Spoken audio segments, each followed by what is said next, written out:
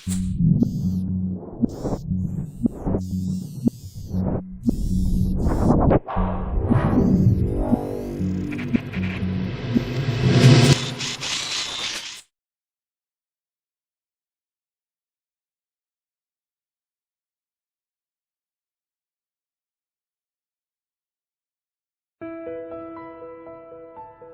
સમજીએ high blood pressure.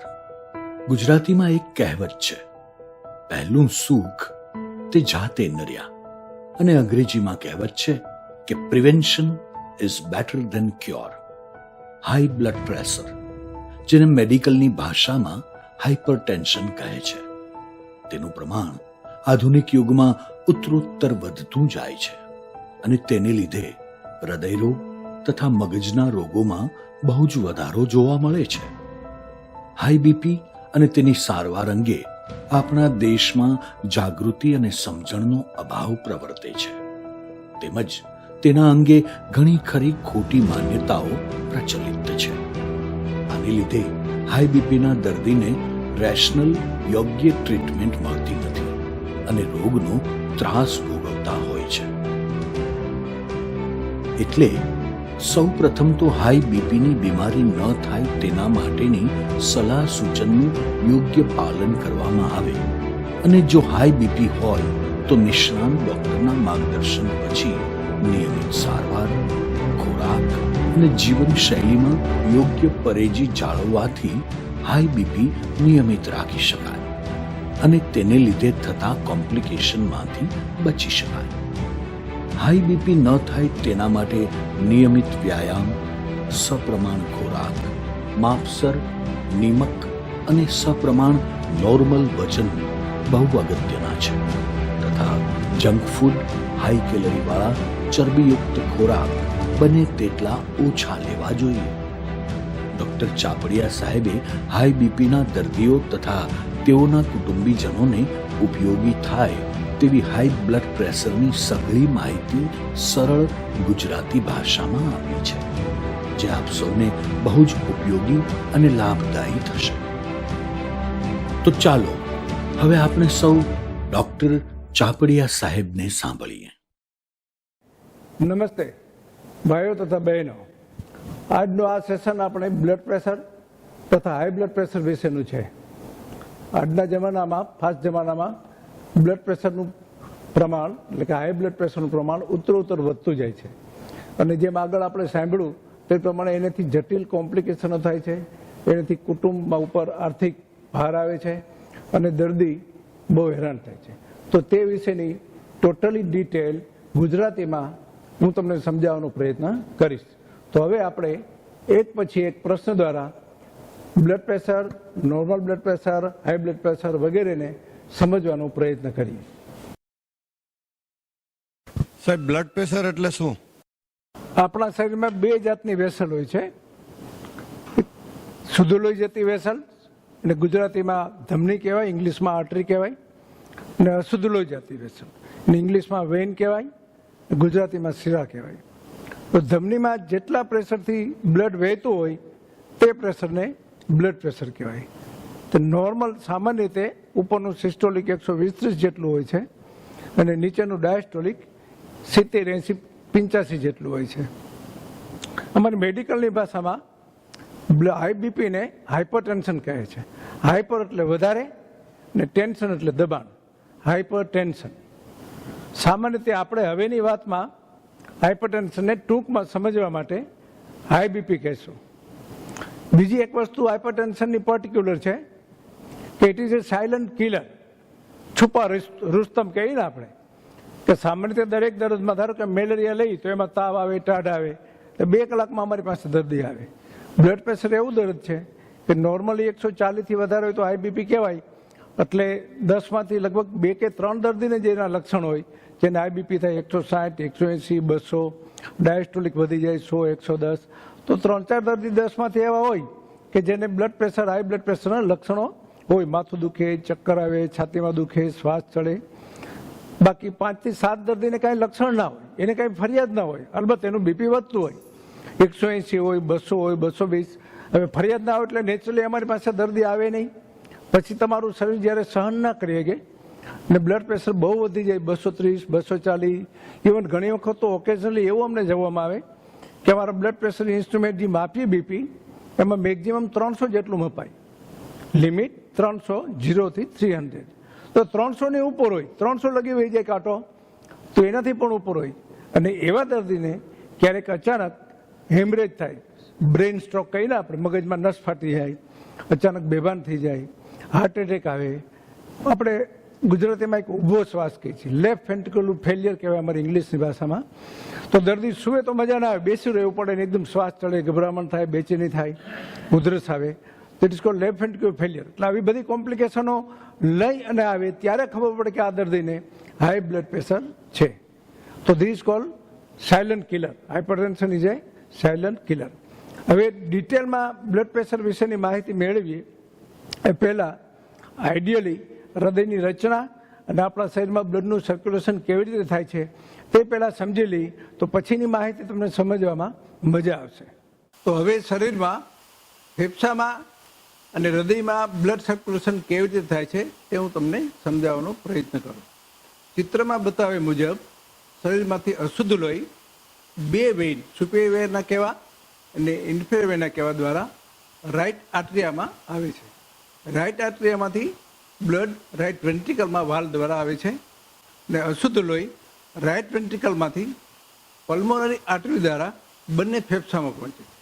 ફેફસામાં લોહી શુદ્ધ થાય છે, એટલે કે ઓક્સિજન છે તે લોહી સાથે ભળી જાય છે અને કાર્બન ડાયોક્સાઇડ ઉચ્છ્વાસ માટે બહાર નીકળે છે.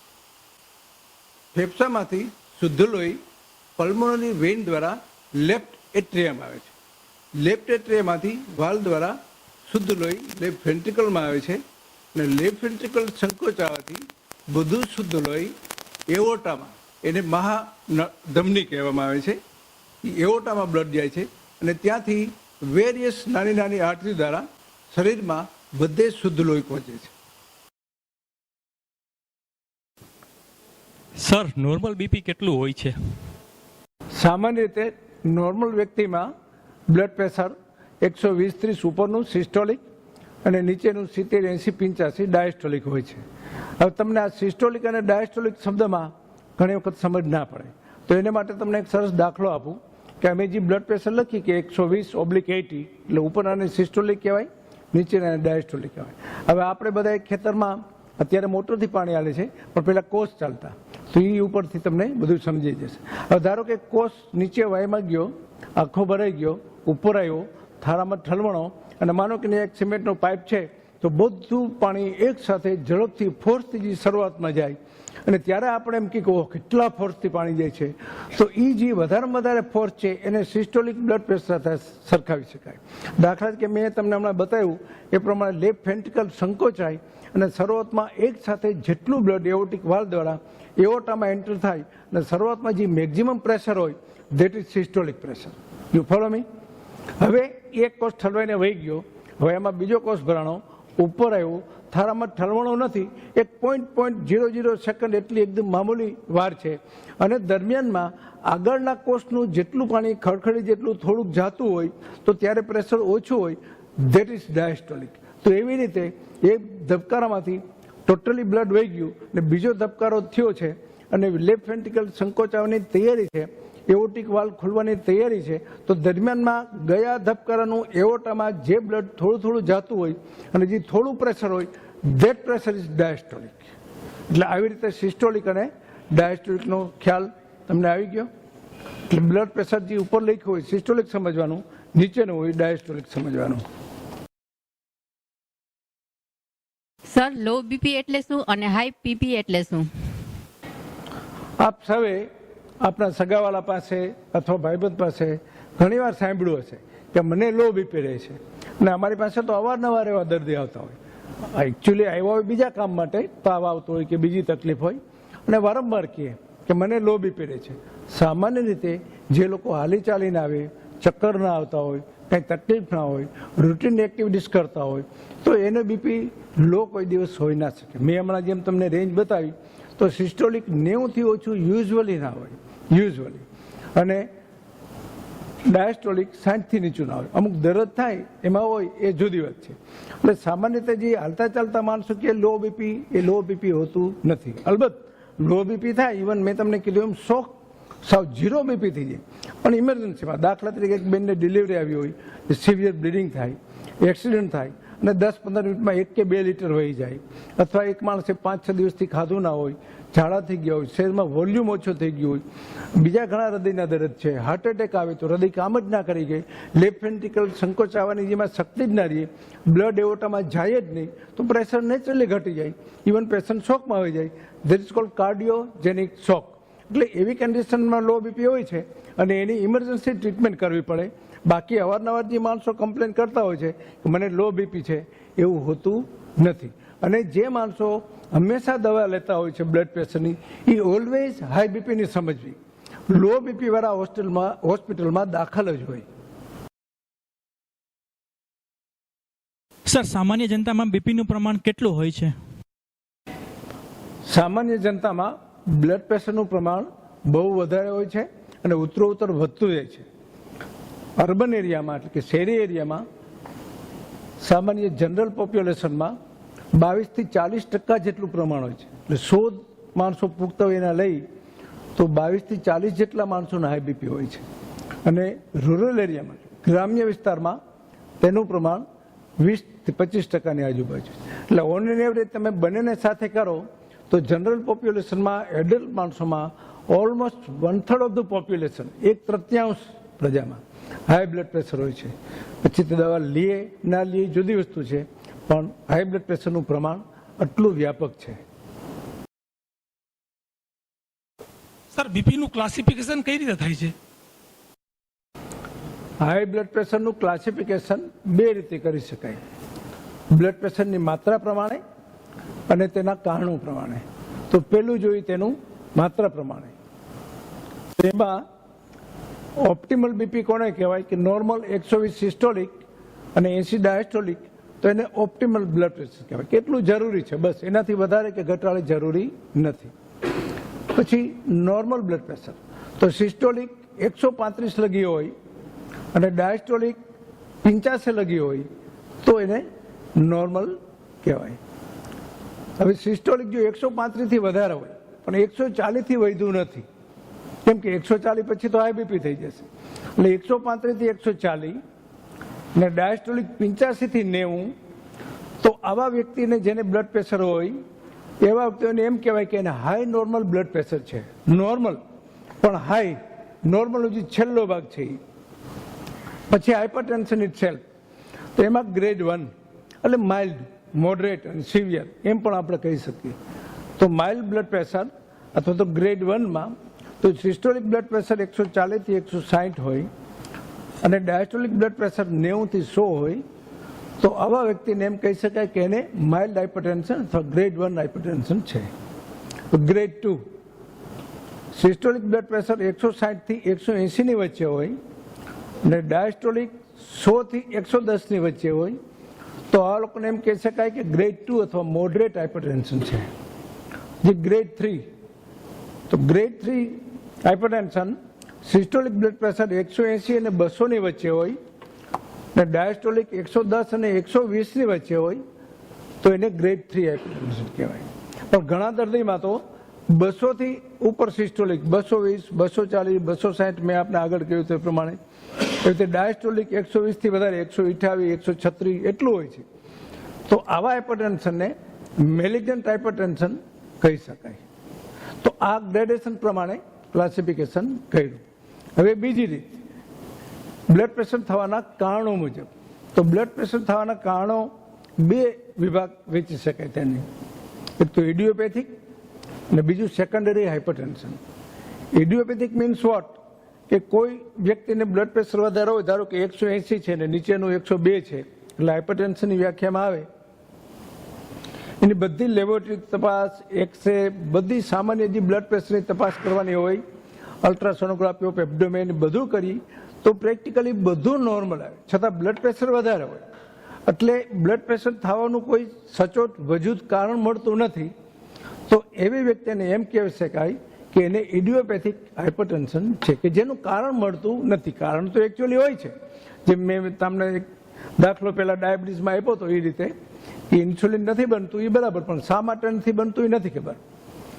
હવે બીજા પ્રકારનું કે જેને સેકન્ડરી હાઇપરટેન્શન કહેવાય, તો એવી વ્યક્તિ કે જેનું બ્લડ પ્રેશર વધારે હોય પણ સાથે સાથે તેની બીજી શરીરની તપાસ કરી, લેબોરેટરીની, એક્સરે, કિડનીની બધી, તો એવા ઘણા દર્દ છે કે જેમાં હાઈ બ્લડ પ્રેશર થાય છે. નોર્મલ બ્લડ પ્રેશર ના રહે એ દર્દના લક્ષણો તો હોય, સાથે સાથે બ્લડ પ્રેશર પણ વધારે.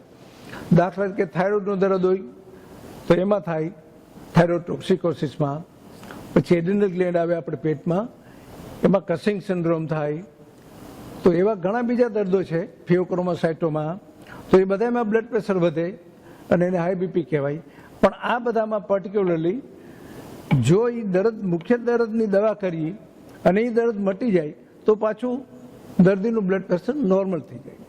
જેવી રીતે ઘણી વખત દવાઓ ખાવાથી, particularly steroid, four long period of time steroid લઈએ તો એવા લોકોનું પણ બ્લડ પ્રેશર વધે. પછી પ્રેગ્નન્સી દરમિયાન બ્લડ પ્રેશર થાય છે, એને પ્રેગ્નન્સી ઇન્ડ્યુસ હાઇપરટેન્શન કહેવાય. ભલે ઉંમર 22 વર્ષની હોય બેનની તો પણ બ્લડ પ્રેશર હોય. તો એવી 100 બહેનો હોય કે જે પ્રેગ્નન્ટ છે, કોઈને 4 મહિના હોય, કોઈને 6 મહિના હોય, કોઈને 8 મહિના હોય, એનું બ્લડ પ્રેશર જો તમે માપો તો 100માંથી 3 થી 4% અથવા 3 થી 5% હાઈ બ્લડ પ્રેશર હોય છે. અને એની પૂરતી વ્યવસ્થિત સચોટ ટ્રીટમેન્ટ કરવી જોઈએ. જો એ ટ્રીટમેન્ટ પૂરી ના કરો અને ધ્યાન ના રાખે તો બ્લડ પ્રેશર વધતું જાય તો એનાથી એના બચ્ચાને પણ નુકસાન થાય, કોન્જેનિટલ એનોમલીઝ, વિકલાંગ બચ્ચો આવે, બીજા ઘણા પ્રોબ્લેમ થાય. અને બેનને ઘણી વખત ડિલિવરી વખતે અથવા ડિલિવરી પહેલાં બહુ બ્લડ પ્રેશર વધે, સોજા ચડી જાય તો એ બેભાન થઈ જાય.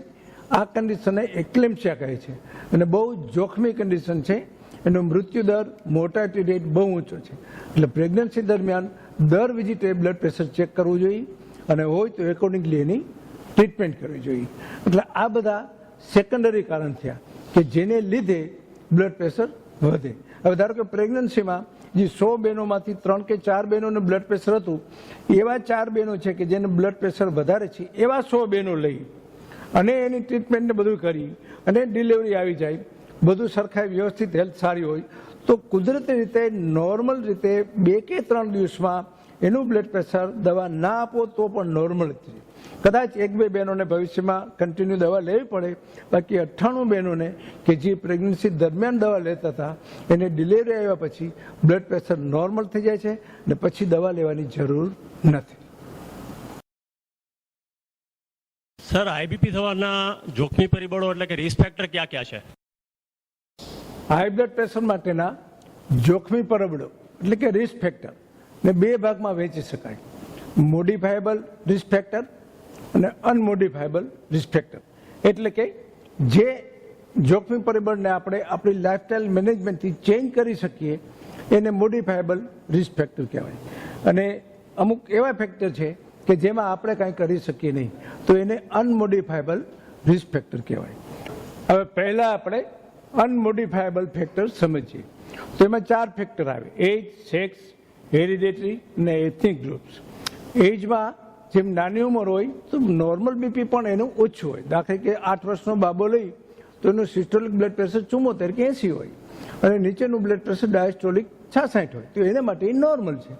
એવી રીતે જેમ ઉંમર વધે 30 વર્ષ, 40 વર્ષ, 50 વર્ષ, તો ધારો કે 84 વર્ષના બાપા લઈ અને એનું બ્લડ પ્રેશર સિસ્ટોલિક 154 હોય અને નીચેનું 92 હોય તો અલબત્ત ડેફિનેશન પ્રમાણે એને હાઈ બ્લડ પ્રેશર કહેવાય, પણ એટલી ઉંમર પ્રમાણે એ નોર્મલ કહેવાય, એને ટ્રીટમેન્ટની જરૂર નથી. હવે એનાથી રિવર્સ કે દાખલા તરીકે નાના બચ્ચાનું મેં તમને કીધું એમ 70 બ્લડ પ્રેશર છે અને ડાયસ્ટોલિક 50 છે તો એને માટે એ નોર્મલ છે. પણ 36 વર્ષના ભાઈ આવે અને એને કાંઈ તકલીફ હોય ને એનું બ્લડ પ્રેશર 72 જ હોય સિસ્ટોલિક અને નીચેનું 30 જ હોય તો એને માટે એ લો બીપી કહેવાય, એની ટ્રીટમેન્ટ કરવી પડે. એટલે એજમાં સામાન્ય રીતે એજ વધે એમ નોર્મલ બીપીમાં પણ વધારો થાય છે અને ઇન્સિડન્સ ઓફ હાઇપરટેન્શન એટલે ઇન્સિડન્સ ઓફ હાઈ બીપીનું પ્રમાણ પણ વધે છે. પણ એજમાં તો આપણે કાંઈ કરી ના શકીએ એટલે એજ ઇઝ અનમોડિફાયેબલ ફેક્ટર. પછી સેક્સ.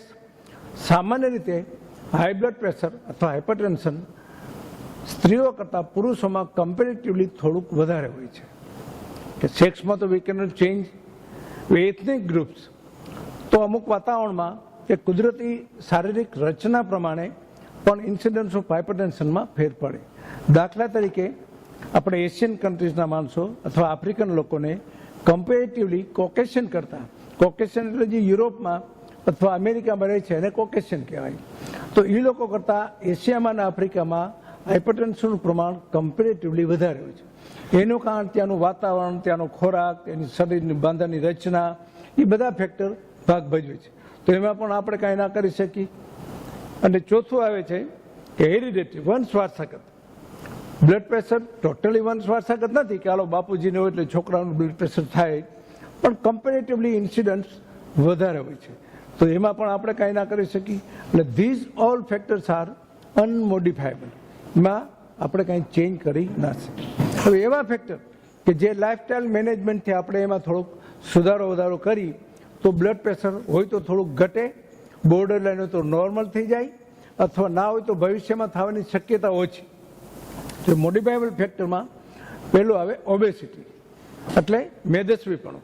વજન જો તમારું નોર્મલ હોય એનાથી 10 થી 15% વધારે હોય, એટલે 60% હોવું જોઈએ, 60 કિલો હોવું જોઈએ, એને બદલે 70-80 કિલો હોય, નોર્મલી 66 લગી ઓવરવેટ કહેવાય, પણ એનાથી વધારે હોય તો એવા લોકોને કમ્પેરેટિવલી બ્લડ પ્રેશર થવાની શક્યતા વધારે છે.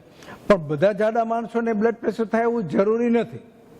એવી રીતે સેડેન્ટરી લાઈફ કે જે આખો દિવસ ઓફિસમાં અથવા ગમે ત્યાં બેઠા રહીએ, એડજસ્ટ ના કરે, એક્સરસાઇઝ ના કરે, કોઈ મહેનતનું કામ ના કરે, પરસેવો ના પડે, એવા લોકોને પણ સામાન્ય માણસો કે જે રૂટીન એક્ટિવિટીઝ કમ્પેરેટિવલી કરે તો એને ઇન્સિડન્ટ્સ વધારે હોય છે. સ્મોકિંગ અને આલ્કોહોલ એ બંનેથી કમ્પેરેટિવલી હાઇપરટેન્શનના ઇન્સિડન્ટ્સ વધારે રહે છે. અને જો બ્લડ પ્રેશર હોય અને એ ચાલુ રાખે અનડ્યુ એમાઉન્ટમાં તો એનું લેવલ વધે. પ્લસ જે લોકોને ડાયાબિટીસ હોય, હાઈ કોલેસ્ટ્રોલ હોય, એકચ્યુઅલી હાઈ કોલેસ્ટ્રોલને ડિસલાઇપિડીમિયા કહેવાય, એટલે ડાયાબિટીસ અને ડિસલાઇપિડીમિયા હોય જે વ્યક્તિમાં, એવી વ્યક્તિને કમ્પેરેટિવલી બીજા માણસો નોર્મલ કે જેને ડાયાબિટીસ નથી કે જેનું કોલેસ્ટ્રોલ નોર્મલ છે એના કરતાં બ્લડ પ્રેશર વધારે હોય, અથવા તો એ ઓલરેડી દવા લેતા હોય, અથવા ભવિષ્યમાં એ લોકોને હાઇપરટેન્શન થવાની શક્યતા ખરી. તો આ રીતે રિસ્ક ફેક્ટરને આપણે ટૂંકમાં સમજીએ. સર, કયા લોકોએ બીપીની તપાસ કરાવવી જોઈએ? 30 વર્ષથી ઉંમર વધારે હોય, અથવા તો હાઈ બ્લડ પ્રેશરના લક્ષણો હોય જેવા કે માથું દુખે, ચક્કર આવે, છાતીમાં દુખે, અથવા જે આપણે આગળ પણ કોઈ વ્યક્તિમાં રિસ્ક ફેક્ટર હોય, બહુ વજનવાળા હોય, ડાયાબિટીસ હોય, કોલેસ્ટ્રોલ લેવલ વધારે હોય એવા વ્યક્તિ, અને ખાસ કરીને પ્રેગ્નન્સી દરમિયાન આ બધા વ્યક્તિઓનું બ્લડ પ્રેશર હંમેશા માપવું જોઈએ.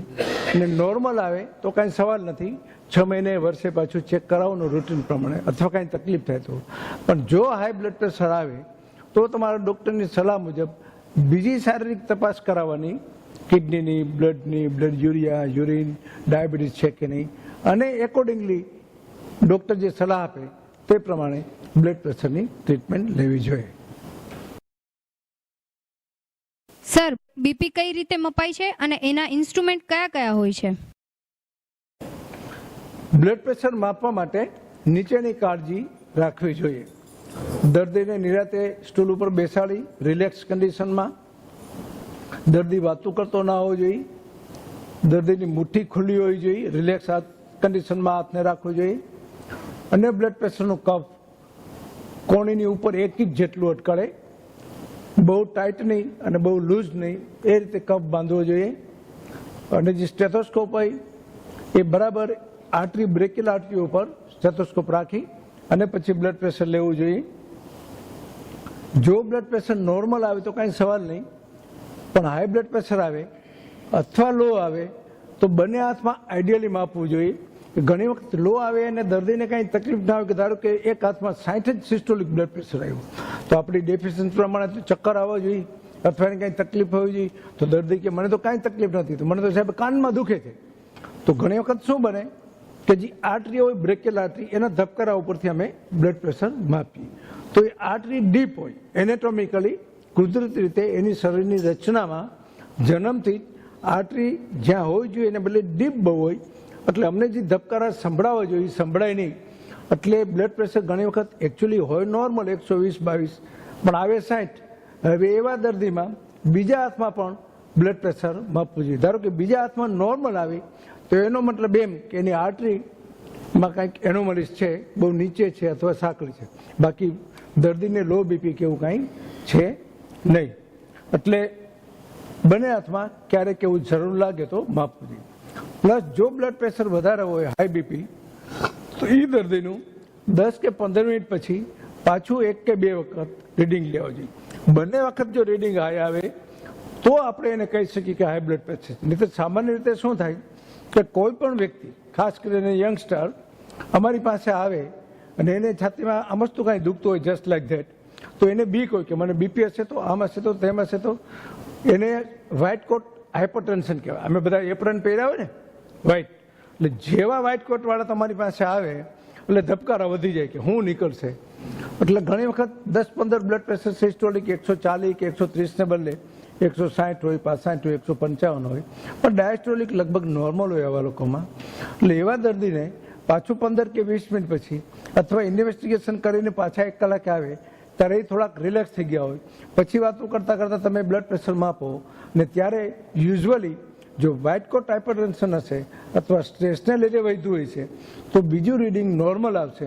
એટલે એને આપણે એમ ના કહી શકીએ કે તમને બ્લડ પ્રેશર છે, એ ટેન્શનને લીધે, એના સ્વભાવને લીધે છે. તો આ એક અગત્યની વાત છે કે કોઈ પણ વ્યક્તિને બહુ બ્લડ પ્રેશર વધારે હોય તો એનું 2 કે 3 વખત માપવાનું અને બંને હાથમાં માપવાનું. હવે બ્લડ પ્રેશર માપવાના ઇન્સ્ટ્રુમેન્ટ વિશે જાણીએ. એ 3 પ્રકારના હોય છે. અમે જે સામાન્ય રીતે ઇન્સ્ટ્રુમેન્ટ વાપરીએ છીએ એને સ્પિગ્મોમેનોમીટર કહેવાય, અને એ ઇન્સ્ટ્રુમેન્ટ 3 ઇન્સ્ટ્રુમેન્ટમાંથી બહુ અગત્યનું છે અને એનું રીડિંગ હંમેશા રિલાયબલ હોય છે. એટલે અમે ડૉક્ટરો સામાન્ય રીતે બને ત્યાં સુધી આ ઇન્સ્ટ્રુમેન્ટ જ વાપરીએ. એને મર્ક્યુરી ઇન્સ્ટ્રુમેન્ટ પણ કહેવાય, સિમ્પલ મર્ક્યુરી બીપી ઇન્સ્ટ્રુમેન્ટ. અને એમાં સ્ટેથોસ્કોપ હોય તો સિસ્ટોલિક અને ડાયસ્ટોલિક બંને બ્લડ પ્રેશર એકદમ સચોટ રીતે માપી શકાય. બીજું એક નાનકડું ઇન્સ્ટ્રુમેન્ટ આવે છે, એને રોજ બીપી ઇન્સ્ટ્રુમેન્ટ કહેવાય. એ નાનકડું આવે છે, હેન્ડી આવે છે, ને ખાસ કરીને ક્યાંય વિઝિટમાં જઈએ અથવા એવી જગ્યાએ જઈએ તો આ ઇન્સ્ટ્રુમેન્ટ અલબત્ત રીડિંગ ઓલમોસ્ટ નોર્મલ આવે, કમ્પેરેટિવલી ખોટા રીડિંગ ના આવે, પણ મર્ક્યુરી ઇન્સ્ટ્રુમેન્ટ જેટલું રિલાયબલ નહીં. અને ત્રીજું ઇન્સ્ટ્રુમેન્ટ આવે છે એ ડિજિટલ બીપી ઇન્સ્ટ્રુમેન્ટ કહેવાય. તો એ બીપી ઇન્સ્ટ્રુમેન્ટમાં સ્ટેથોસ્કોપની કે કાંઈ જરૂર ના પડે. સામાન્ય વ્યક્તિ કે જેને બ્લડ પ્રેશરનું કે મેડિકલનું જરા પણ જ્ઞાન નથી, કે લે પીપલ આપણે કહીએ, એ લોકો પણ બ્લડ પ્રેશર માપી શકે. એમાં ધ્યાન એક જ રાખવાનું કે જે કફ હોય બાંધો તમે, એમાં જે એક ટ્યુબ જાતી હોય, એ ટ્યુબ કોણીની ઉપર 1 ઇંચ અને ફ્રન્ટ સાઈડમાં આગળના ભાગમાં ઓલમોસ્ટ વચ્ચે એનું સેન્સર હોય, એ કફમાં નાનું રૂપિયા જેવડું, ચાંદા જેવડું, એ ત્યાં રાખવાનું તો રીડિંગ સાચું આવે. પછી કફ બરાબર બાંધી અને પછી જેવું બટન દબાવો એટલે સિસ્ટોલિક અને ડાયસ્ટોલિક બંને બ્લડ પ્રેશર 10 કે 15 સેકન્ડમાં રીડિંગ આપણે વાંચી શકીએ. સાથોસાથ એમાં હૃદયના ધબકારા એટલે પલ્સ રેટ પણ આવે. એટલે કોઈ પણ વ્યક્તિ આ બ્લડ ઇન્સ્ટ્રુમેન્ટથી બીપી માપી શકે. પણ એનો ડ્રોબેક એ છે કે એ બેટરીથી ચાલે છે, અને ઘણી વખત જો તમે સરખાએ માપતા ના આવડે અને સેન્સર બ્રેકિયલ આર્ટરી ઉપર ના હોય તો રીડિંગ ખોટું આવે, અથવા સેલ નબળો થઈ ગયો હોય તો પણ રીડિંગ ખોટું આવે. એટલે ગ્રોસલી એમ કે રૂટીનલી કોઈ બ્લડ પ્રેશરના દર્દી હોય અને એને કાંઈ તકલીફ હોય અને જોવું હોય તો it is very handy, easy, અને ગમે ત્યારે 1 કે 2 મિનિટમાં તમે બ્લડ પ્રેશર માપી શકો. એટલે કમ્પેરેટિવલી યુઝફુલ બહુ છે, પણ અમે ડૉક્ટરો એની ઉપર બહુ રિલાય કરી નહીં. ઇમરજન્સીમાં અથવા ઘરે બરાબર ઓકે. એટલે આ 3 જાતના બીપી ઇન્સ્ટ્રુમેન્ટ આવે છે. સર, હું એ જાણવા માંગુ છું કે હાઈ બીપીનું નિદાન કઈ રીતે કરવામાં આવે છે? હાઈ બ્લડ પ્રેશરના નિદાન કરવા માટે બેઝિકલી 3 વસ્તુ અગત્યની છે. એક તો દર્દીની હિસ્ટ્રી, પછી દર્દીનું બ્લડ પ્રેશર માપવાનું, અને ત્રીજું જો બ્લડ પ્રેશર વધારે હોય તો દર્દી હાઇપરટેન્શનની કેટેગરીમાં આવતું હોય તો એની બીજી અન્ય પણ તપાસ કરવી પડે. હવે પહેલું હિસ્ટ્રી. હિસ્ટ્રી એટલે અમે દર્દી અમારી પાસે આવે અને જે ફરિયાદ કરે એને સિમ્ટમ કહેવાય. અને અમે બ્લડ પ્રેશર માપી, આંખ જોઈ, પેટમાં જોઈ, લીવર મોટું થઈ ગયું છે કે નહીં, એને સાઇન કહેવાય. એટલે દર્દીને બરાબર હિસ્ટ્રી પૂછી, ખાસ કરીને બ્લડ પ્રેશરના લક્ષણો જેવા કે માથું દુખે, ચક્કર આવે, છાતીમાં દુખે, એ લક્ષણ છે કે નહીં એક. બીજી એને પાસ હિસ્ટ્રી હોય કે ડાયાબિટીસની, કોલેસ્ટ્રોલની, અથવા પહેલાં બ્લડ પ્રેશરની દવા લેતા હતા, હમણાં મૂકી દીધી. પર્સનલ હિસ્ટ્રી, સ્મોકિંગ, આલ્કોહોલ, બીજું કાંઈ. અને ફેમિલી હિસ્ટ્રી, બા બાપુજીને બ્લડ પ્રેશર છે કે નહીં, મેં કીધું ને તમને હેરિડિટી રિસ્ક ફેક્ટરમાં, એ બધી હિસ્ટ્રી લઈ અને પછી જો બ્લડ પ્રેશર નોર્મલ આવે તો કાંઈ સવાલ નથી, તમે એને કહી શકો કે બીપી નોર્મલ છે, ભવિષ્યમાં તકલીફ થાય તો મપાવવાનું, બાકી અત્યારે કાંઈ છે નહીં.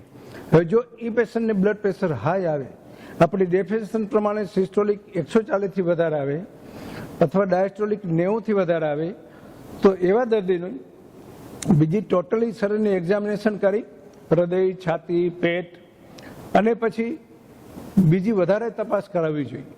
તો સામાન્ય જે રૂટીન તપાસ અમે કરીએ છીએ તે બ્લડ હિમોગ્લોબિન અને ટોટલ કાઉન્ટ એટલે હિમોગ્રામ, પછી યુરિનની ટોટલ તપાસ, પછી ઘણી વખત મેં તમને કીધું, હજી આવશે આગળના પ્રશ્નમાં આપણે કોમ્પ્લિકેશનમાં, કે કિડની ઘણી વખત ડેમેજ થઈ હોય બ્લડ પ્રેશરથી, તો કિડની માટેનું બ્લડ યુરિયા અને serum creatinine, serum electrolytes, cardiogram અને એક્સરે ચેસ્ટ, આટલી પ્રાઇમરી વસ્તુ આઈડિયલી અમે કરીએ.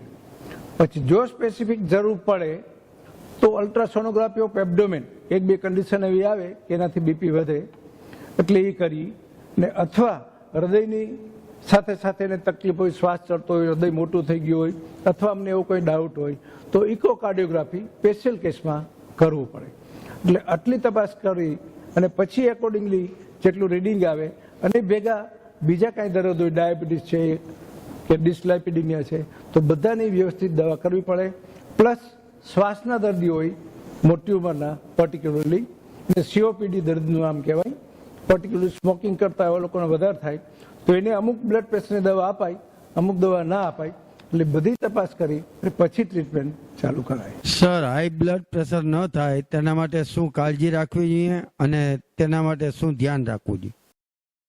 30 વર્ષથી ઉંમર મોટી હોય અને ખાસ કરીને જે લોકોને મેં ઉપર જણાવ્યા પ્રમાણે રિસ્ક ફેક્ટર હોય, દાખલા કે વજન વધારે હોય, ડાયાબિટીસ હોય, સેડેન્ટરી લાઈફ હોય, ફેમિલીમાં કોઈને બ્લડ પ્રેશર હોય, તો આ બધા લોકોએ 4-5 વસ્તુ અગત્યની છે કે એની કાળજી લેવી જોઈએ. તો ભવિષ્યમાં એ લોકોને બ્લડ પ્રેશર ના થાય અથવા મોડું થાય તો ઓછું થાય.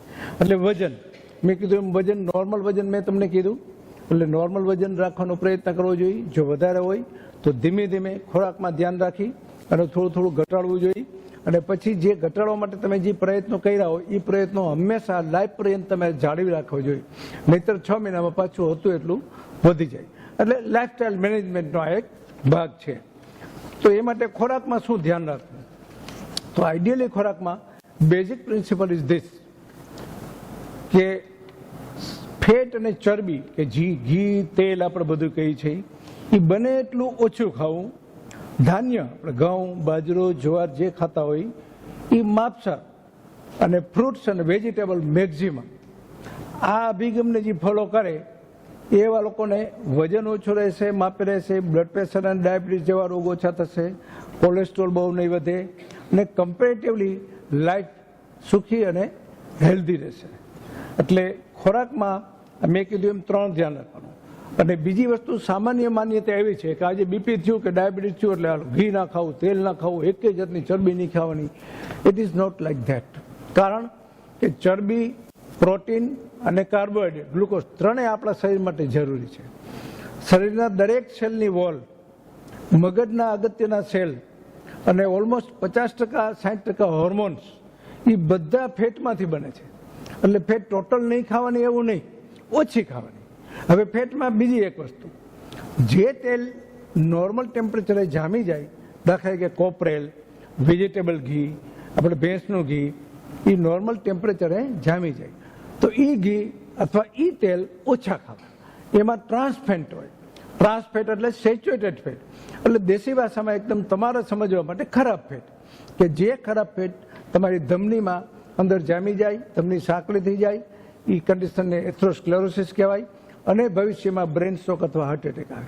એટલે ટ્રાન્સફેટ અથવા આવા મેં જે તમને કીધા તેલ કે ઘી કે જે નોર્મલ ટેમ્પરેચરે જામી જાય એવા બને એટલા ઓછા ખાવા. કોપરેલ તેલ, બેકરીની બધી આઈટમમાં વેજીટેબલ ઘી નાખે, તમને બધાને ખ્યાલ છે. એટલે વન્સ ઇન વાઇલ ખવાય, યુ કેન એન્જોય. આપણે ખારીને ચા ખાઈ જ છીએ, પણ બને એટલા ઓછા. નહીં ખવાય એમ નહીં. Again I repeat, protein comparatively વધારે ખાવું સ્ટાર્ચ અને કાર્બોહાઈડ્રેટ કરતાં, તો એ પણ સારું વજન માટે અને બીજા ભવિષ્યમાં દર્દો ના થાય એને માટે. કેમ કે ઓલ બોડી બિલ્ડઅપ, આપણે જે ટિશ્યુ બને છે એ પ્રોટીનમાંથી જ બને. હાડકાં, સ્નાયુ, બ્લડ બધું. જે કાર્બોહાઈડ્રેટ છે, ગ્લુકોઝ, એ આપણે મોટરસાઇકલમાં જેમ પેટ્રોલ ભરાવી ઈંધણનું કામ કરે છે.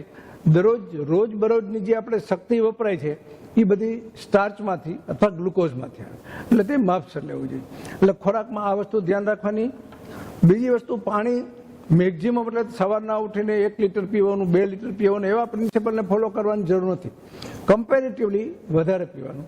તો કિડનીમાં ભવિષ્યમાં સ્ટોન ના થાય, બીજા દર્દ ના થાય, બ્લડ પ્રેશરમાં ફાયદો થાય.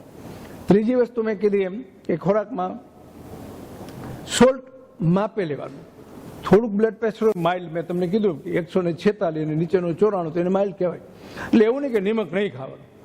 નોર્મલી આપણે જે ખોરાક લઈએ છીએ એમાં શાકભાજીમાં આવે, ફરસાણ હોય, આથણા હોય, પાપડ હોય, તો યુઝ્યુઅલી આપણે 5 થી 8 ગ્રામ જેટલું સોલ્ટ એક વ્યક્તિ દરરોજ 24 કલાકમાં લે. તો જે લોકોને માઇલ્ડ કે મોડરેટ બ્લડ પ્રેશર હોય એવા લોકોએ રસોઈમાં સોલ્ટ લેવાનું, જે રૂટીન આપણે લઈએ. એક્સ્ટ્રા સોલ્ટ અથવા ટેબલ સોલ્ટ અથવા અથાણા એ જે લેવાની ટેવ હોય, છાશમાં, દહીંમાં, ચીબડામાં, આમાં તેમાં, એ બધું નિમક બને ત્યાં લગી ઓમિટ કરવું. એટલે જમવામાં તમને વાંધો ના આવે.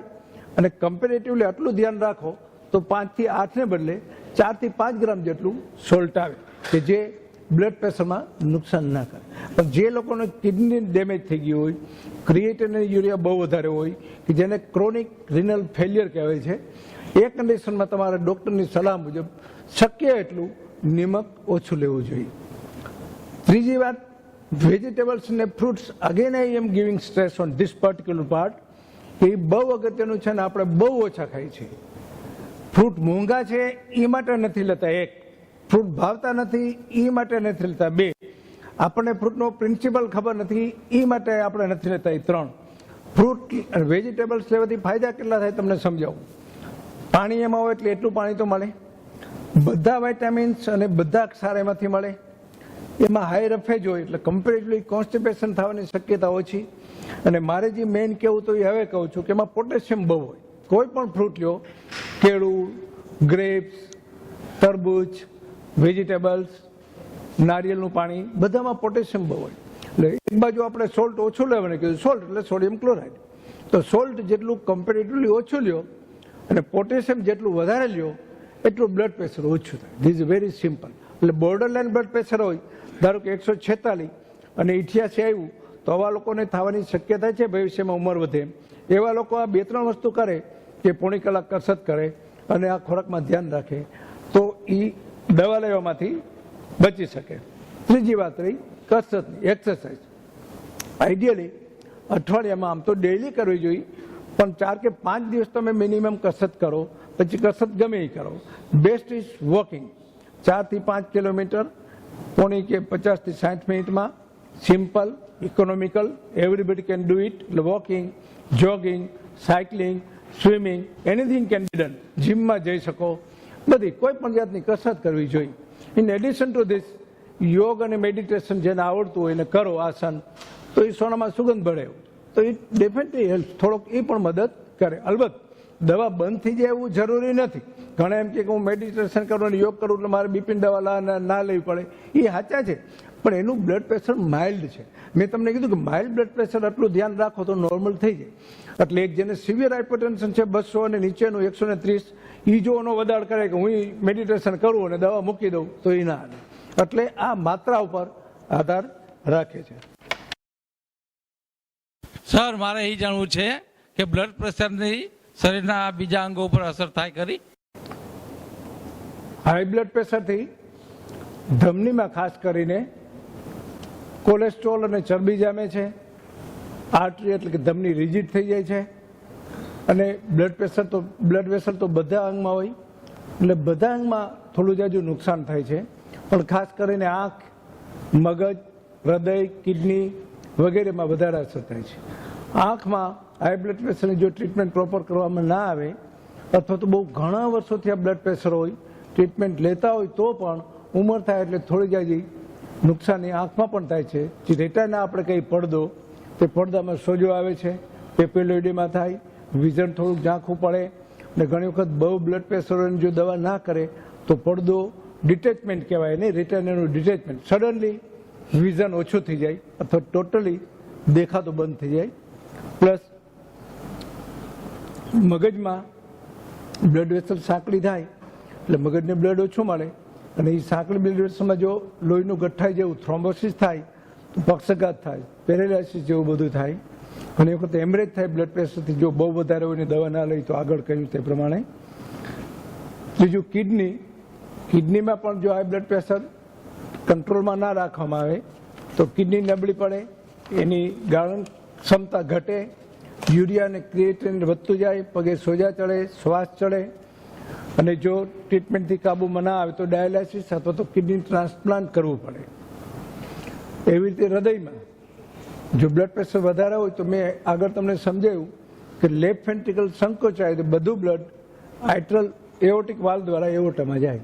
હવે જો એઓર્ટામાં પ્રેશર વધારે હોય, આ બ્લડ પ્રેશર 160, 70, 80, તો લેફ્ટ વેન્ટ્રિકલને વધારે જોર કરવું પડે, એ ડાયલેટેશન થાય, નબળું પડી જાય અને શ્વાસ ચડે. એ કન્ડિશનને કન્જેસ્ટિવ હાર્ટ ફેલિયર કહેવામાં આવે છે. હાર્ટ એટેક આવવાની શક્યતાઓ વધારે એટલે હૃદયને પણ નુકસાન થાય છે.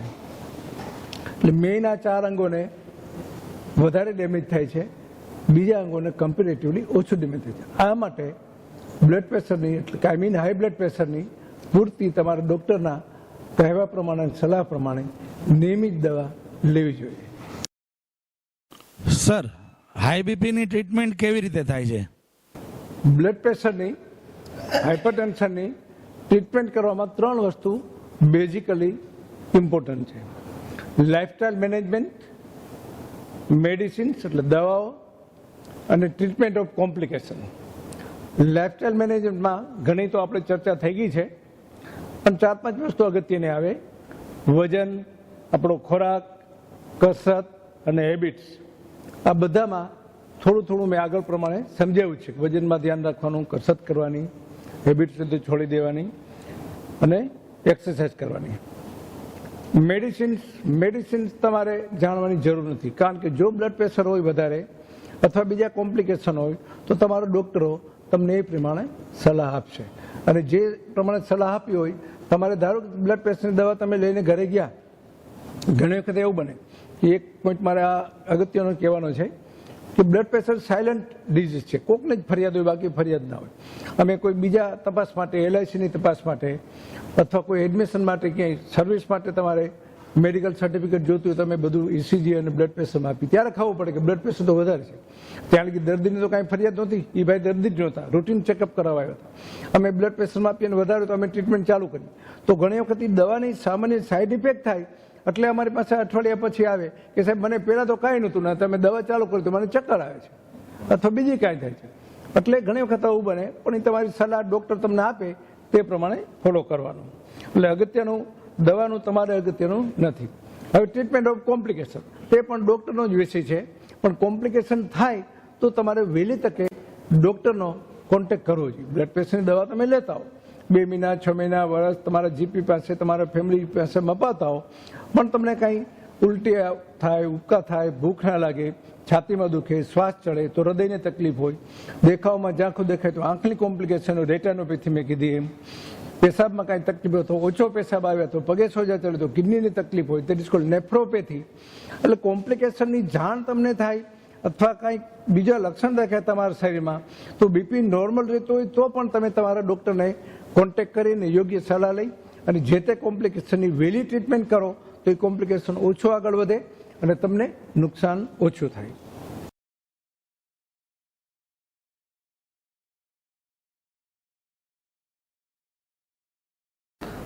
હાઈ બ્લડ પ્રેશરની દવા હંમેશા ના લેવાય, નબળાઈ આવી જાય. મેં હમણાં તમને કીધું ને કે માણસ આવ્યો હોય એને લક્ષણ ના હોય કાંઈ અને BP વધારે હોય તો અમે દવા આપી તો ઘણી વખત એને ના ફાવે અથવા કાંઈ સાઈડ ઇફેક્ટ આવે તો એવું લાગે પણ એવું જરૂરી સર, નથી કે બધાને IBP માં દબાવે. સામાન્ય તમને એવું જનતામાં લાગે ખરી તો ખોટી તમે શું શું તમારા માન્યતાઓ ડોક્ટરનો છે? કોન્ટેક્ટ કરી અને દવામાં ફેરફાર કરાવી શકો તો એ નબળાઈ કે જે ફરિયાદ હોય એ વહી જાય. હવે બીજું, મને બ્લડ પ્રેશર ના થાય, વધે નહીં કોઈ દી, કારણ કે હું નિમક ખાતો જ નથી, તો હું ઘી ખાતો નથી. એવું જરૂરી નથી. વધારે નિમક ખાય, વધારે ઘી તેલ ખાય, વધારે વજન હોય તો શક્યતાઓ વધારે છે. ના થાય એવું જરૂરી નથી, એટલે એ પણ ખોટું છે.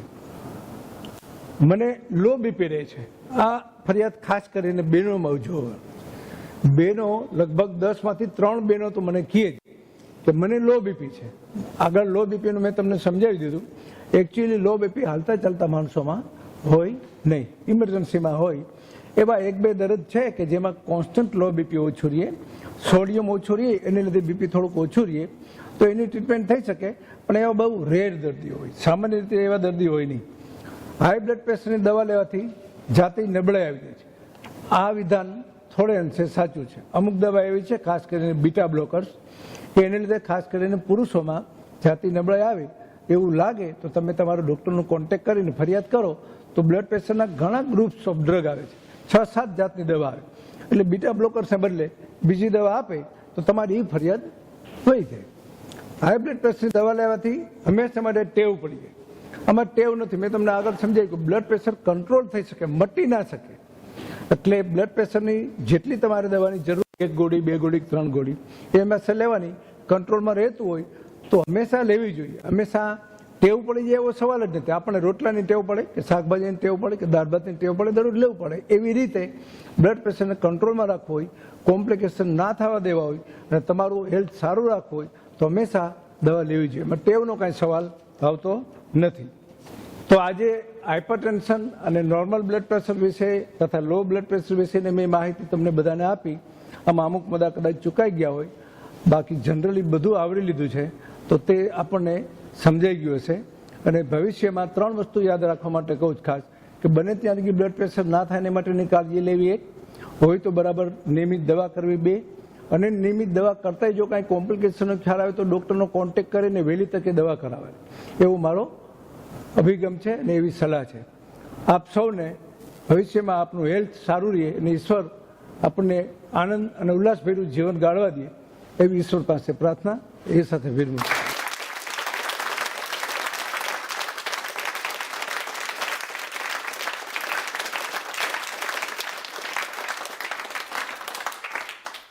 આ પ્રોગ્રામ સિવાય ડોક્ટર ચાપડિયા સાહેબની ડાયાબિટીસ અને રોજિંદી કસરતના પ્રોગ્રામની સીડી પણ ઉપલબ્ધ છે.